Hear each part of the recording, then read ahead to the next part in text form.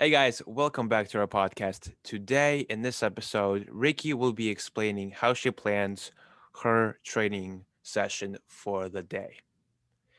Hey guys, I just wanted to say that before we get into this, obviously over the years of practice and with different partners, I've had different various forms of setting up a practice day. And obviously it has evolved many times in what works for me and what doesn't work for me. So everything that I'm saying today, you can just take with a grain of salt because with every partnership, it's going to be very different. And I just want to share what I have found most recently to be helpful and productive in my partnership. So, first thing that is something that's more new that I have not done in the past is that usually we would kind of plan the day of what do you want to practice once we get to the studio. Or like kind of warming up, putting on our shoes, getting in front of the mirror. We have some music and say, what would you like to practice today? So the first thing that has changed for me is that recently, before quarantine started, when there were still a lot of comps going on, my partner and I, we would try to establish what we were practicing before we even get to the studio, whether that be the morning of or in the car on the way there, or sometimes even the day before.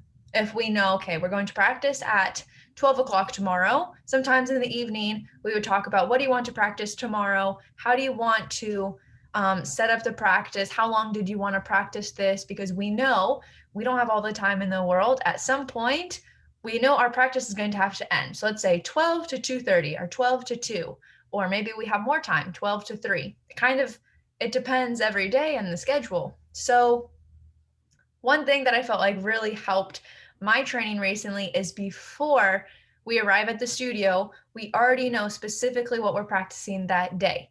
Whether we're focusing more on technique, whether we're focusing on, let's say we had a lesson previously and we want to work on everything that we did in the lesson, or whether we want to focus more on what I would call dancing through, which is a little bit less talking and a little bit more of the physical dancing, kind of just getting your body in that zone of dancing through your routines without stopping as often as possible.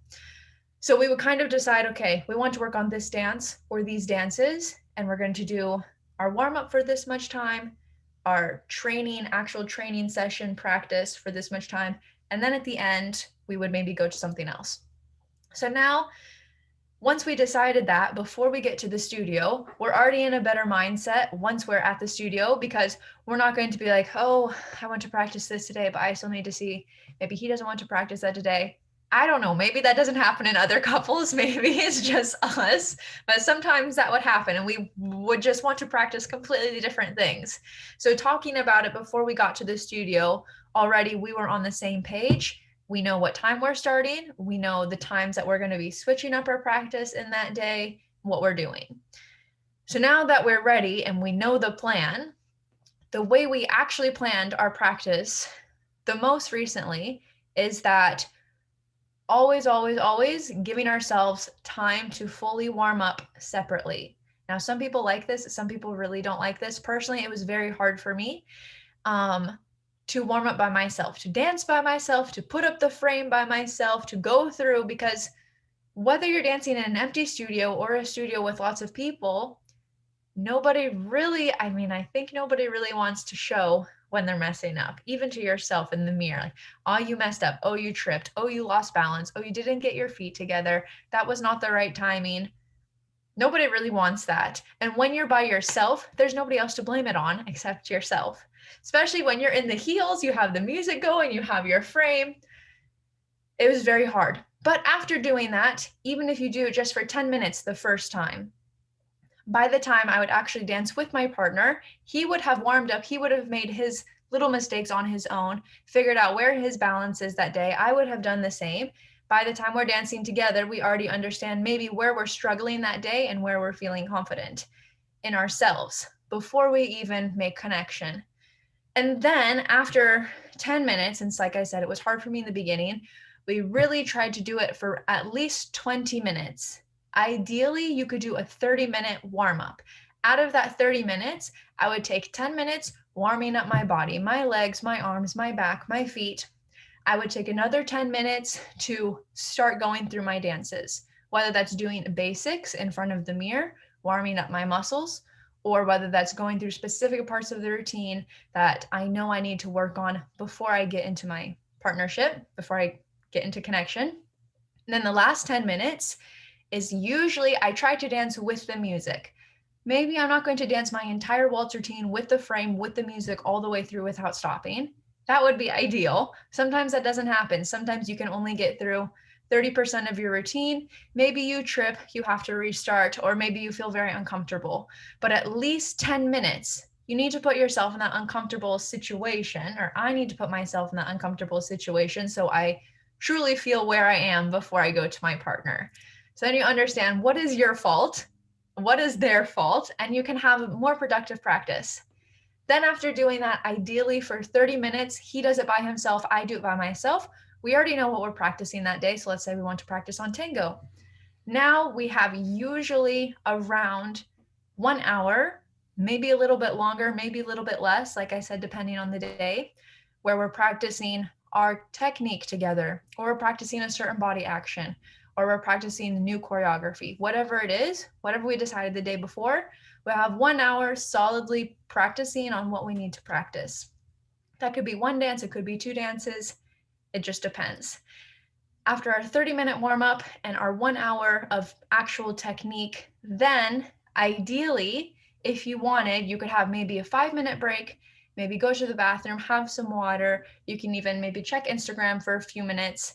And then after 5 minutes, we will come back and we would decide whether we're going to do a dance through, which kind of how I said earlier, we put on the music.